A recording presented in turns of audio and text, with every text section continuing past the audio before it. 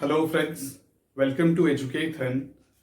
This is Abhishek and मैं आज फिर से आ गया हूं आपको केमिस्ट्री पढ़ाने के लिए। तो चलिए स्टार्ट करते हैं हमारे आज के वीडियो को। अब प्रीवियस क्लास में हम लोग पढ़ रहे थे एसिड बेसिस एंड सॉल्ट्स के बारे में। तो हमने आपको बताया था एसिड क्या होता है, बेस क्या होता है, हम आइडेंटिफाई कैसे कर सकते हैं कि एसिड क्या है, हम आइडेंटिफाई कैसे कर सकते हैं कि बेस क्या है, हम डिफ्रेंशिएट कैसे कर सकते हैं उसके टेस्ट के बेसिस पे या फिर इंडिकेटर्स के बेसिस पे। तो ये सब हमने लास्ट क्लास में पढ़ा था और इसके साथ ही हमने स्टार्ट किया था न्यूट्रलाइजेशन के बारे में। सो न्यूट्रलाइजेशन रिएक्शन मैंने बस आपको थोड़ा सा बताया था ब्रीफ में, और हम आज फिर से वही डिस्कस करने वाले हैं कि न्यूट्रलाइजेशन क्या होता है। तो चलिए आज का वीडियो स्टार्ट करते हैं।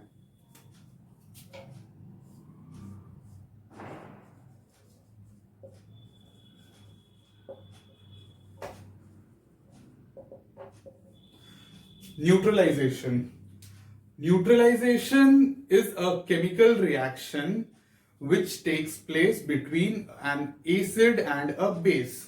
एक एसिड और बेस के बीच में जो केमिकल रिएक्शन होता है उसे हम न्यूट्रलाइजेशन कहते हैं। सो acid when it reacts with a base, ये रिएक्शन जो है न्यूट्रलाइजेशन रिएक्शन होता है। एंड इसके जो ये जो दो रिएक्टेंट्स हैं एसिड एंड बेस, ये रिएक्ट करके दो प्रोडक्ट्स देते हैं। क्या? एक होता है सॉल्ट जो इसका मेन प्रोडक्ट है और देता है water as a byproduct.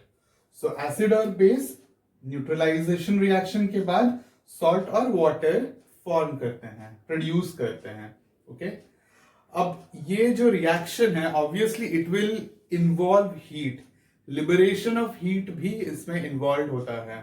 So neutralisation reaction happens with liberating heat and thereby produces salt and water.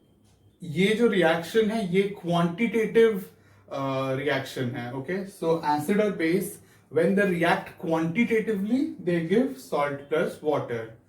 This also happens when there is no excess of hydrogen in the solution. जो solution मतलब acid और base जो react कर रहे solution में उसमें access hydrogen नहीं होना चाहिए।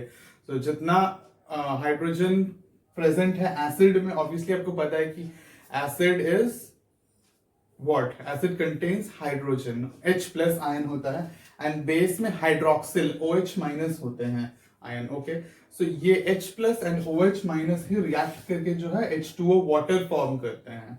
ओके एंड जो एसिड और बेस के साथ में सॉल्ट भी बनता है, जैसे फॉर एग्जाम्पल AH हो गया या HA हो गया हमारा acid. Okay so this A can be anything, chlorine, तो ये HCl बन जाएगा। ओके ये सल्फर डाइऑक्साइड भी हो सकता है, ये CO2 भी हो सकता है। सो ये जो भी मिलके जो है ये एक एसिड बनता है। Okay this HA when it reacts with BOH, अभी अगेन B में भी कुछ भी हो सकता है। ओके दिस फॉर्म्स, क्या बनता है ये AB, this is the salt. AB और sorry it could be AB or it could be BA plus H2O, ये H और ये OH मिलके H2O बन रहा है, and this B and this A is forming the salt BA. So for example अगर HCl react करेगा NaOH के साथ तो सॉल्ट कौन सा बनेगा? NaCl plus water. ये NaCl क्या है? सोडियम क्लोराइड, और we called it as common salt. Okay so HCl यानी हाइड्रोक्लोरिक एसिड जब सोडियम हाइड्रोक्साइड के साथ which is a base react करेगा, it will form sodium chloride which is the salt and byproduct water. Okay so इसी तरीके से HCl की जगह पे अगर H2SO4 यानी सल्फ्यूरिक एसिड है, वो रिएक्ट करेगा दूसरे बेस के साथ, तो वो भी एक सॉल्ट प्रोड्यूस करेगा and water. Similarly H2CO3 carbonic acid भी जब किसी बेस के साथ रिएक्ट करेगा तो वो भी फॉर्म करेगा एक सॉल्ट एंड वाटर। ओके, सो अब हम और डिटेल में, first comes HCl. It will dissociate into H plus Cl minus. Okay, then it reacts with NaOH. It will dissociate into Na plus ions, OH minus ions. ये dissociate हो गया.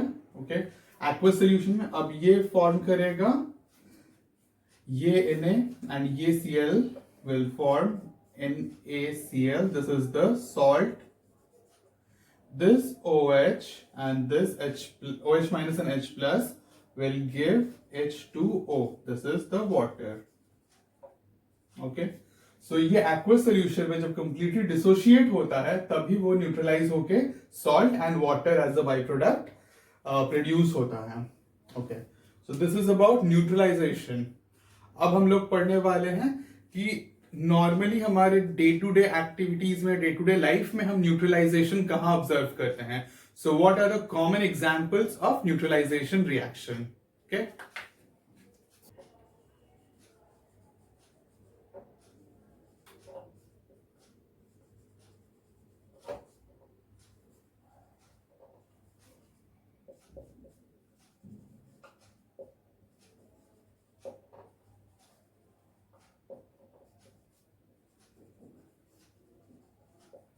Common examples of neutralisation reaction.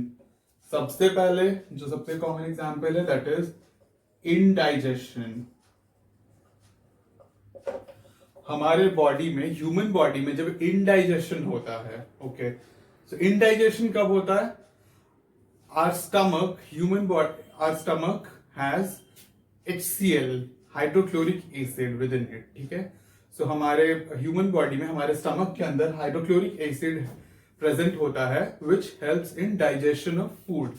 Food को digest करने के लिए HCl produce होता है हमारे ह्यूमन बॉडी के स्टमक में. अब जब एक्सेस HCl प्रोड्यूस हो जाता है, जैसे कि आपने खाना खाया, सो अगर जितना HCl रिक्वायर्ड है उस खाने को डाइजेस्ट करने के लिए, उसके अलावा भी अगर बॉडी में HCl बच जाता है, एक्सेस क्वांटिटी में अगर वो एसिड कंटेंट रहता है, तो वो क्या करता है? वो इनडाइजेशन कॉज करता है हमारे बॉडी में. ओके, सो उस टाइम पे we feel pain, we feel irritation, indigestion में जैसे होता है. एंड और अगर एक्सेस अमाउंट में हो जाए तो इट टर्न्स इनटू एसिडिटी. आप लोग सबको गैस्ट्रिक और एसिडिटी के बारे में तो पता ही है. So that happens when there is excess of HCl released inside our stomach and that is not being used for digestion of the food that we have taken. जो फूड हमने खाया है उसको पचाने के लिए उतने HCl की जरूरत नहीं पड़ती है. सो जो रिमेनिंग HCl है वो indigestion and then acidity cause करता है. तो इसको फिक्स करने के लिए, इसको क्योर करने के लिए हम लोग क्या यूज करते हैं? एंटासिड्स. सो इनडाइजेशन में HCl is the acid which is produced inside our body, and what we do is we take antacids. Okay, antacids क्या है? कॉमन बेसिस हैं. Okay, so we take antacids. तो एंटासिड्स जब HCl के साथ react करते हैं, बेसिस जब रिएक्ट करते हैं, so they form salt and water and therefore they neutralize it. वो HCl को न्यूट्रलाइज कर देते हैं हमारे बॉडी में, ताकि वो जो इंडाइजेशन को वो कर्व कर सके, इंडाइजेशन को वो क्योर कर सके. सो कॉमन एंटासिड्स का एग्जाम्पल है milk of magnesia.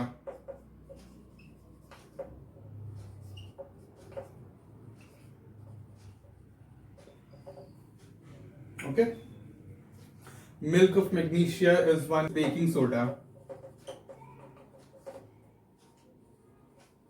Okay, baking soda क्या है? Sodium bicarbonate. और ये मिल्क ऑफ मैग्नीशिया क्या है?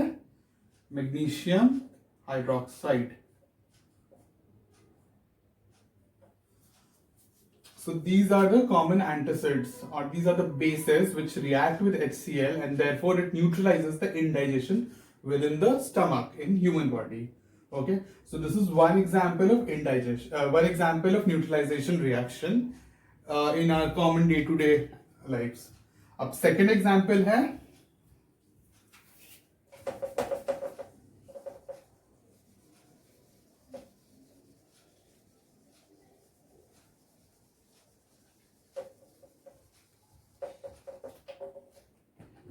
सेकेंड एग्जाम्पल है एंट स्टिंग.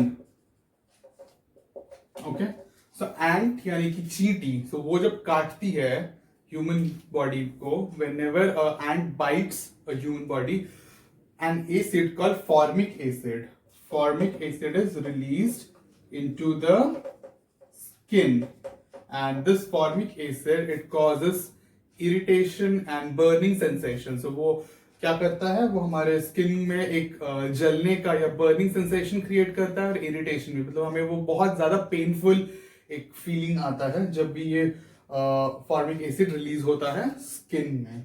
तो इस एंट स्टिंग को न्यूट्रलाइज करने के लिए हम जो बेस यूज करते हैं,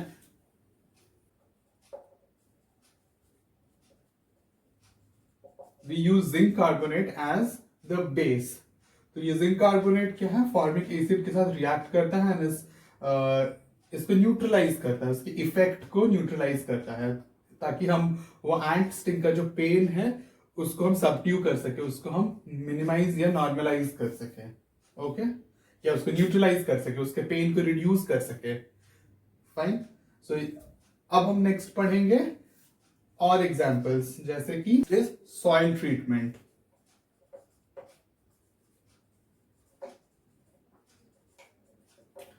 so many a times it happens कि केमिकल फर्टिलाइजर्स जब हम लोग अपने सॉइल पे छिड़कते हैं, अपने क्रॉप्स पे डालते हैं, तो वो हमारे सॉइल को एसिडिक बना देता है. मतलब बहुत सारे केमिकल फर्टिलाइजर्स में एसिडिक कंटेंट बहुत ज्यादा होता है. एज अ रिजल्ट वो जो सॉइल का पीएच को बहुत ज्यादा ही टुवर्ड्स एसिडिक मूव कर देता है. सो वो सॉइल एसिडिक कन्वर्ट हो जाता है, एंड उससे बहुत क्रॉप्स में मतलब the acidity in the soil does not allows many crops to grow, or even if they grow, the fruits or the vegetables are not, I mean they are not having those nutrients. मतलब वो उतने अच्छे से grow नहीं कर पाते हैं, और उनमें वो जैसा होना चाहिए एक नॉर्मल नेचुरली ग्रोन वेजिटेबल में, वैसा वो नहीं होता है due to the acidity in the soil.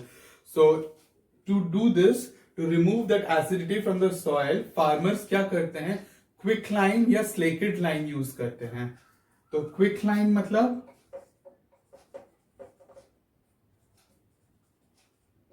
Calcium oxide, okay, and slaked lime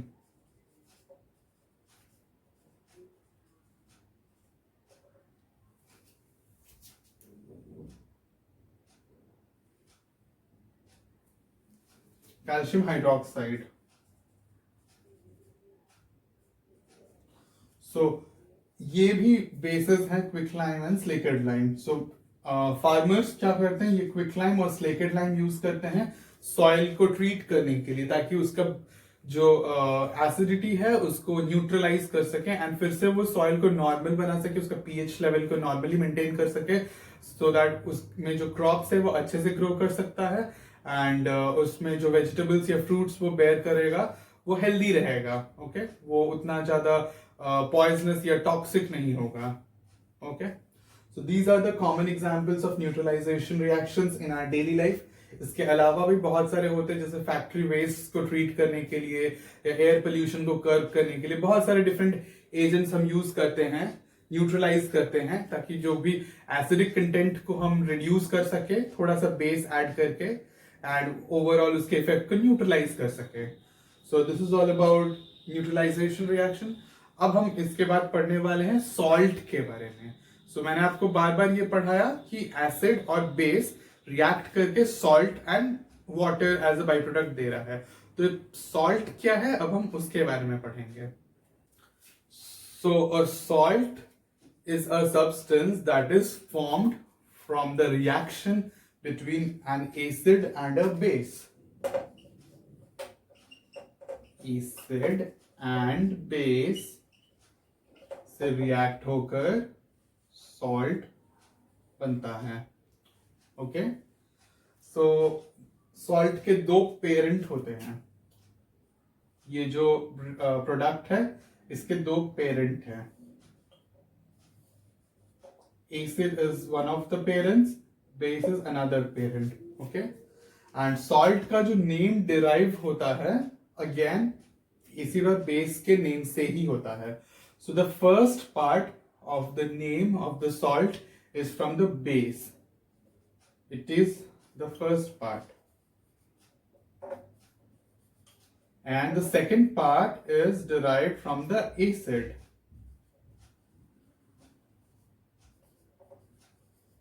okay, so जैसे मैंने लास्ट टाइम ये एग्जांपल दिया था सॉल्ट का, NaCl common salt.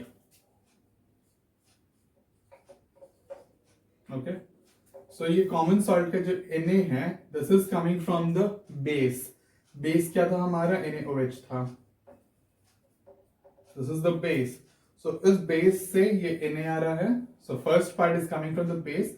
This Cl is coming from HCl, hydrochloric acid. Okay, so this is from where this is coming. First part will be coming from the base, second part will be coming from the acid. So accordingly ये salt का name होगा sodium chloride.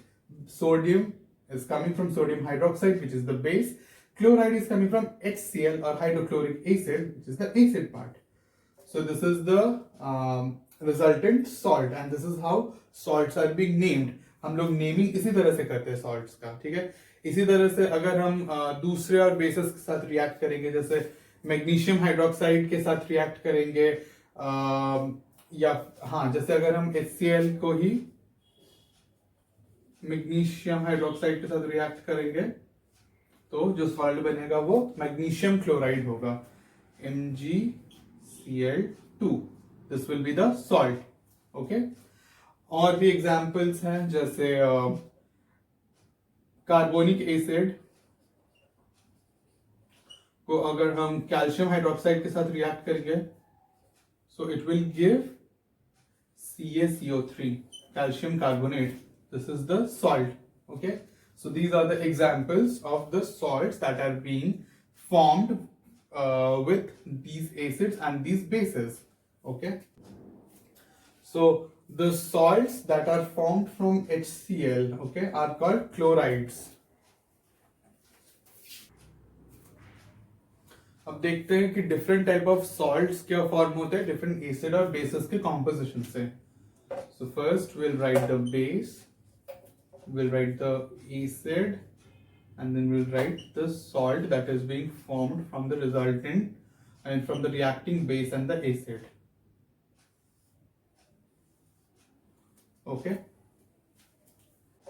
NaOH, this reacts with acid HCl to form the salt NaCl. Okay, same NaOH when it reacts with H2SO4 will give Na2SO4, sodium sulfate. Okay, again if we change the base, if we make it calcium hydroxide, this when reacts with HCl will give calcium chloride. If this reacts with H2SO4, if this reacts with H2CO3 will give CaCO3. If this reacts with HNO3 yani nitric acid will give Ca2NO3.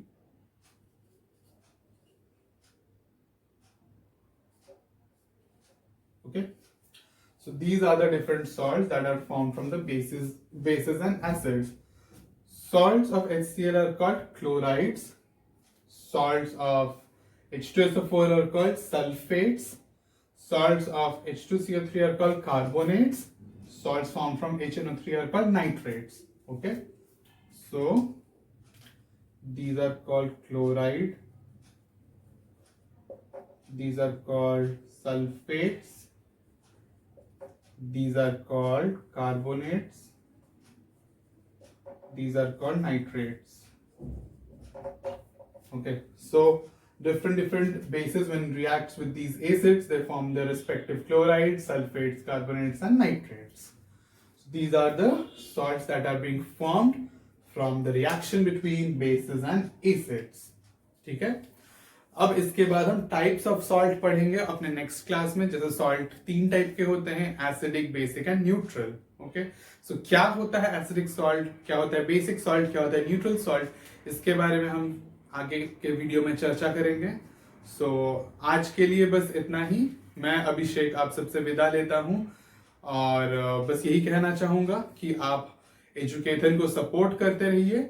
हमारे channel को please आप जितना हो सके अपने friends, family और जितने भी दूसरे जान पहचान के लोगों के साथ शेयर करते रहिए. हमारे आप प्लीज हमें सपोर्ट करें, हमारे वीडियोस को लाइक करें, जरूर से जरूर शेयर करें और हमारे चैनल को भी सब्सक्राइब करें.